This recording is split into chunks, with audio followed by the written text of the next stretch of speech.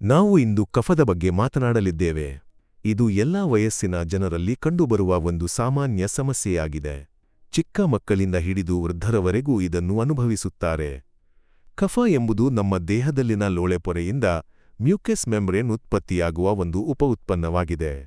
ಇದು ಮೂಗಿನಿಂದ ಬಾಯಿಗಂಟಲು ಮತ್ತು ಆಂತರಿಕ ಅಂಗಗಳವರೆಗೆ ರಕ್ಷಣಾತ್ಮಕ ಪದರವಾಗಿ ಕಾರ್ಯನಿರ್ವಹಿಸುತ್ತದೆ. ಯಾವುದೇ ಬ್ಯಾಕ್ಟೀರಿಯಾ, ವೈರಸ್ ಅಥವಾ ಅಲರ್ಜಿಯನ್ನು ಉಂಟುಮಾಡುವ ಅಂಶಗಳು ದೇಹವನ್ನು ಪ್ರವೇಶಿಸಿದಾಗ ಲೋಳೆಪೊರೆಯು ಅಧಿಕವಾಗಿ ಲೋಳೆಯನ್ನು ಉತ್ಪಾದಿಸುತ್ತದೆ. ಇದು ದೇಹದ ಒಂದು ರಕ್ಷಣಾತ್ಮಕ ಮಾರ್ಗವಾಗಿದೆ. ಆದರೆ ಇದು ಕಫ ಕಟ್ಟುವಿಕೆ, ಉಸಿರಾಟದ ತೊಂದರೆ ಅಥವಾ ಅಸ್ತಮಾದಂತಹ ಸಮಸ್ಯೆಗಳಿಗೆ ಕಾರಣವಾಗಬಹುದು. ಸಾಮಾನ್ಯವಾಗಿ ಲೋಳೆಯು ಮೂಗುಮಲ ಮತ್ತು ಬೆವರಿನ ಮೂಲಕ ಹೊರಹಾಕಲ್ಪಡುತ್ತದೆ. ಆದರೆ ಅತಿಯಾದ ಲೋಳೆಯು ಮೂಗುಗಂಟಲು ಅಥವಾ ಹೊಟ್ಟೆಯಲ್ಲಿ ಸಂಗ್ರಹವಾದಾಗ ಸಮಸ್ಯೆಗಳು ಉಲ್ಬಣಗೊಳ್ಳುತ್ತವೆ. ಈಗ ಕಫದ ಕಾರಣಗಳೇನು ಎಂದು ನೋಡೋಣ. ಮೊದಲನೆಯದು ಆನುವಂಶಿಕತೆ. ನಿಮ್ಮ ಕುಟುಂಬದಲ್ಲಿ ಯಾರಿಗಾದರೂ ಅಲರ್ಜಿ ಅಥವಾ ಕಫದ ಸಮಸ್ಯೆ ಇದ್ದರೆ ನಿಮಗೂ ಅದು ಬರುವ ಸಾಧ್ಯತೆ ಹೆಚ್ಚಿರುತ್ತದೆ. ಎರಡನೆಯದು ಆಹಾರ ಪದ್ಧತಿ. ಹಾಲಿನ ಉತ್ಪನ್ನಗಳು, ಹುಳಿ ಹಣ್ಣುಗಳು ಅಥವಾ ಅತಿಯಾದ ಪ್ರೋಟೀನ್ ಸೇವನೆಯು ಲೋಳೆಯ ಉತ್ಪಾದನೆಯನ್ನು ಹೆಚ್ಚಿಸಬಹುದು. ಮೂರನೆಯದಾಗಿ ಧೂಳು ಮತ್ತು ಅಲರ್ಜಿಯನ್ನು ಉಂಟುಮಾಡುವ ಇತರ ಅಂಶಗಳು. ಇದ್ದಕ್ಕಿದ್ದಂತೆ ಧೂಳಿನ ಸಂಪರ್ಕಕ್ಕೆ ಬರುವುದು ಕೆಮ್ಮುಸೀನು ಅಥವಾ ಕಫಕ್ಕೆ ಕಾರಣವಾಗಬಹುದು. ನಾಲ್ಕನೇ ಕಾರಣ ವೈರಲ್ ಸೋಂಕುಗಳು.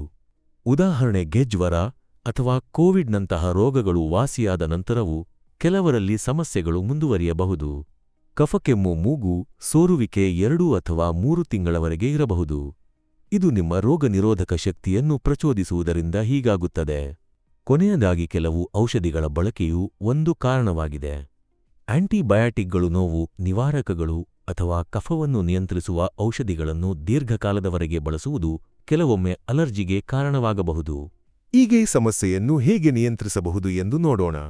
ಮೊದಲಿಗೆ ದೇಹದಿಂದ ಲೋಳೆಯನ್ನು ಹೊರಹಾಕಲು ಸಹಾಯ ಮಾಡಿ. ಧಾರಾಳಂ ನೀರು ಕುಡಿಯಿರಿ. ಇದು ಲೋಳೆಯನ್ನು ಸಡಿಲಗೊಳಿಸಿ ಸುಲಭವಾಗಿ ಹೊರಹಾಕಲು ಸಹಾಯ ಮಾಡುತ್ತದೆ.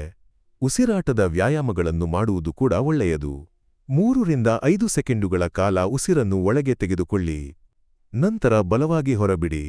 ಈ ವಿಧಾನವು ಶ್ವಾಸನಾಳಗಳನ್ನು ತೆರೆಯಲು ಸಹಾಯ ಮಾಡುತ್ತದೆ. ಹಬೆ ತೆಗೆದುಕೊಳ್ಳುವುದು ಕೂಡ ಬಹಳ ಪರಿಣಾಮಕಾರಿಯಾಗಿದೆ.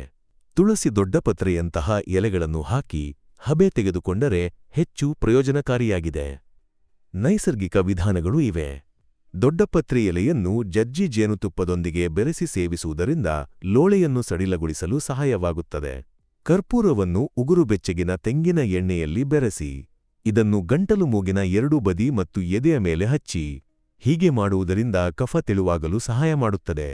ರಾಸ್ನಾದಿ ಚೂರ್ಣವನ್ನು ನಿಂಬೆರಸದಲ್ಲಿ ಕಲಸಿ ಹಚ್ಚುವುದು ಕೂಡ ಒಂದು ಪರಿಣಾಮಕಾರಿ ಮಾರ್ಗವಾಗಿದೆ.